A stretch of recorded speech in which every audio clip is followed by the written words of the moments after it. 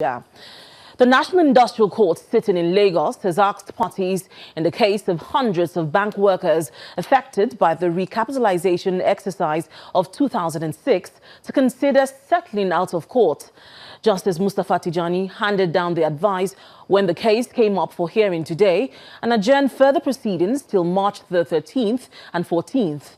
The proceedings were stalled in order to give an opportunity for the Central Bank of Nigeria to put in its reply to an application for the joinder of more claimants.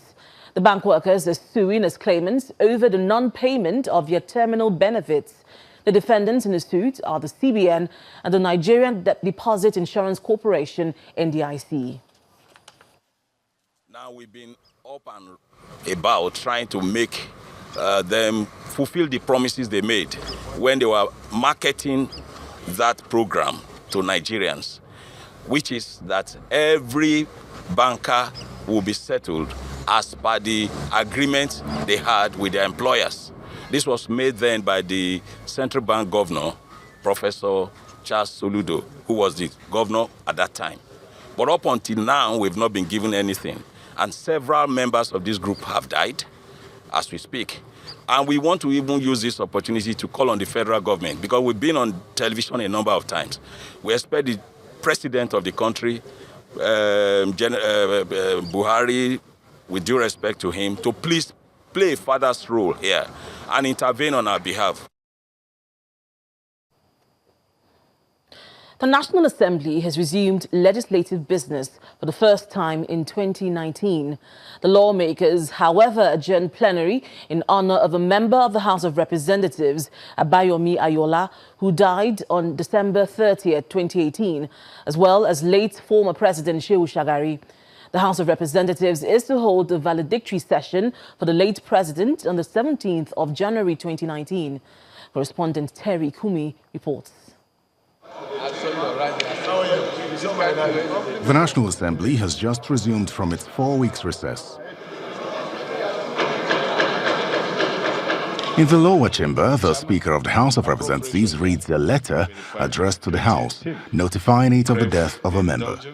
This is the official notification of the death of Honorable Otumba Abayomi Ayola Abdul Kabir, member representing Ibejuleki, Federal Constituency of Lagos State. We commit their souls. They offer prayers for the late lawmaker and late President Shehu Shagari, who was also a member of the House of Representatives from 1954 to 1959. As is customary with the National Assembly, plenary is adjourned to honor the deceased lawmaker and former president.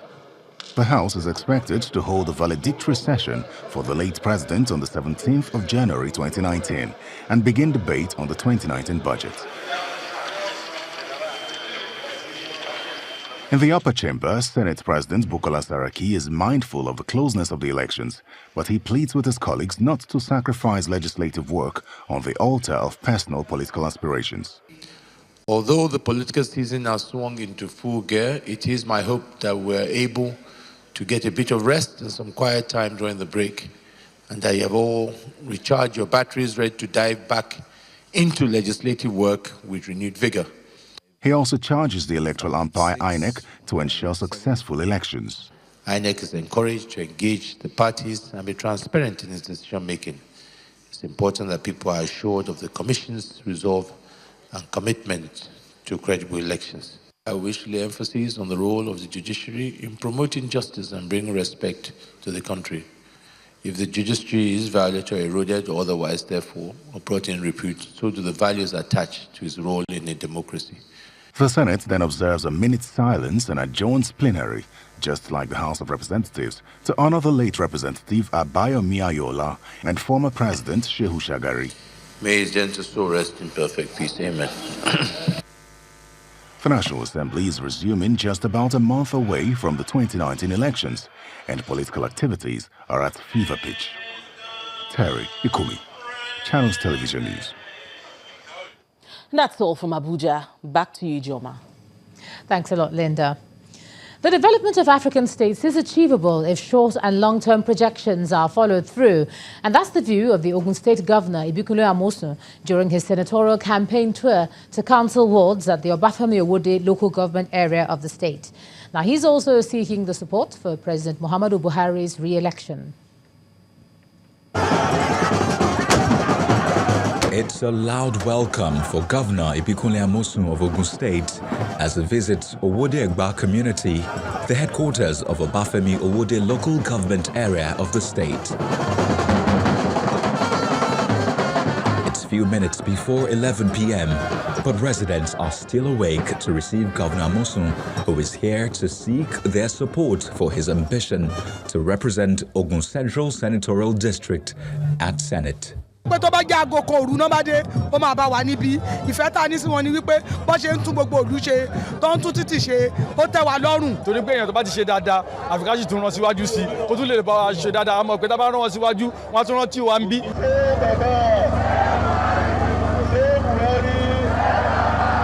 Before coming here, the campaign train had visited other communities and council wards, which is in line with his ward-to-ward campaign style. In all the stopovers, there are promises of support. Iṣẹ́ ribiribi ló ṣe ni. Ṣé báwọn kan náà sì wà ní òṣèlú tí wọ́n tún títì ṣe, tí wọ́n dẹ̀ ṣe nǹkan kan sílùú. Ìgbà tó ń dẹ̀ débẹ̀ àríṣẹ́ tó ṣe. The governor takes time to also canvass support for President Muhammadu Buhari's re-election and talks about his vision for the state. We have envisioned where we want Ogun State to be in the immediate term, short term, medium term, and the long term, and indeed the foreseeable future. And that's why World Bank is collaborating with us. Indeed, it was one of those checklists that World Bank insisted that we must have. And that's why we did. For first World Bank, they asked for 20 years, which we did. And that's why they approved. Thank God I've done all the work. And I think the next governor now will begin to reap with that. So we know exactly in education where we want to be, in our health sector where we want to be. Of course, in all facets. Obafemi Owode local government area is one of the 6 local government areas Governor Amosun needs to win to return to the Red Chamber come February the 16th, 2019. More on politics, and it's the governorship candidate of the Allied People's Movement in Ogun State, Adekunle Akinlade, reeling out his plans with specific details on how he'll tackle challenges faced in the state. Mr. Akinlade says he'll create 25,000 jobs within 2 years of his administration if he's elected governor of the state. He also promises to set up a trade and investment ministry which will focus on the development of small and medium-scale enterprises. 236 wards in their target, more than 60 down, scores more to go. In Ijebu North local government area, the APM team kicks off in its usual fashion, consulting traditional rulers, unions and other interest groups. Then the real journey starts. Every ward, near or far, has different stories, but their demands are similar. The candidate says he hears them all. I've gone round and been speaking to a lot of people. One of the other things people talk about is the issue of employment for our youths, our teeming youths. In our blueprint, within the first 2 years, we hope to create minimum of 25,000 jobs. These jobs are things that we know very clearly how those jobs will be created. By nightfall, campaign activities wind down. The tour of wards in Ijebu North spills over to the next day. It's daybreak. Party supporters arrive and regroup for the day's journey. The party says it is taking the road less traveled to meet people, not only to campaign, but to seek directly from them their exact priorities. No other party has got the strength, the resources, and most importantly, the determination to go from one ward to another, from one village to another, in less than 2 months to an election, and ensure that we interface directly with everybody in Ogun State, no matter where they live. We have gone across the ocean, We have gone across the villages. We have gone across the thick forest. We have gone across palm tree plantation. We have gone everywhere. And the feedback from the people will be the basis of forming the next government in Ogun State. As Mr. Akinlade continues to travel the length and breadth of the state amid cheers and warm welcome, the party believes the relationship they are building with the people will translate to votes in the coming elections. From politics, let's take a look at some business news now. Here's Anne Wilder.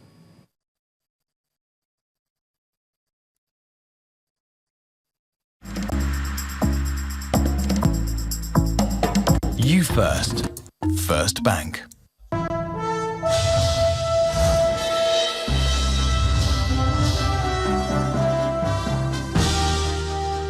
Thanks a lot, Ijoma. Welcome to Business News.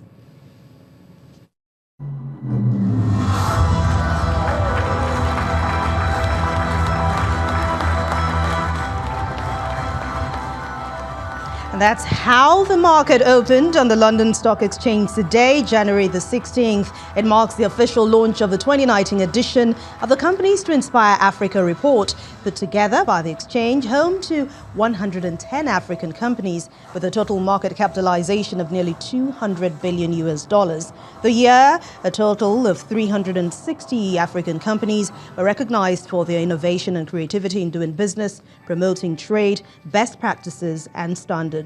Among the companies listed in the latest annual report for this year is the financial and market analysis data platform ProShare Nigeria Limited, as well as an indigenous beauty and care company based in Lagos, Olori Cosmetics.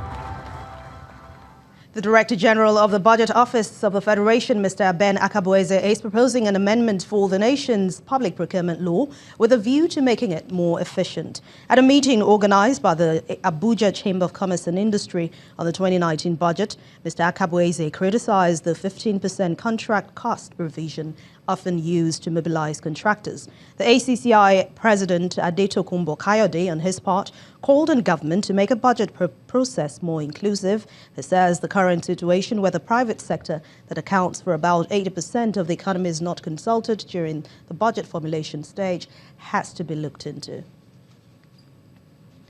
Key indicators at the domestic stock market have ended the midweek trading session with more recovery following significant price rally by industrial giant and the NSE's most capitalized stock, Dangote Cement. Edidiong Ewang has a summary.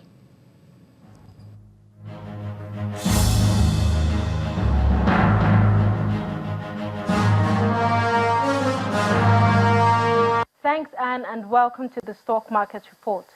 The equities market sustained positive trend for a third consecutive session this week, gradually entering the bull territory.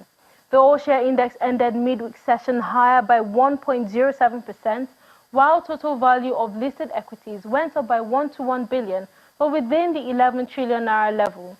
The major push in the markets came from the industrial goods sector, all thanks to a significant 4.11% increase in the share price of Dangote Cement. In 3,642 deals, investors traded 305.80 million shares worth over 2 billion naira, while Diamond Bank maintained the lead on the activity for a third session with over 140 million of its shares traded today. And that's the Stock Market Report. I'm Edidiong Ewang. Back to you, Anne.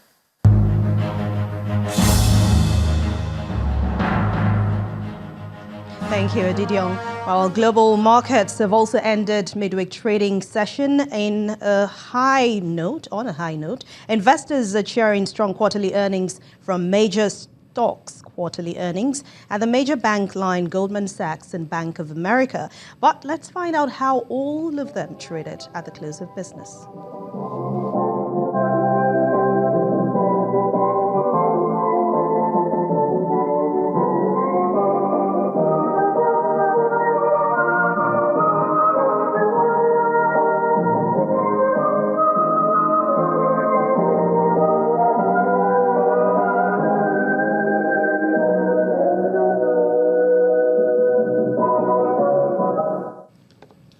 And that's Business News for tonight. Thank you so much for watching. I'm Anne Nwaudu. It's back to you, Jemma.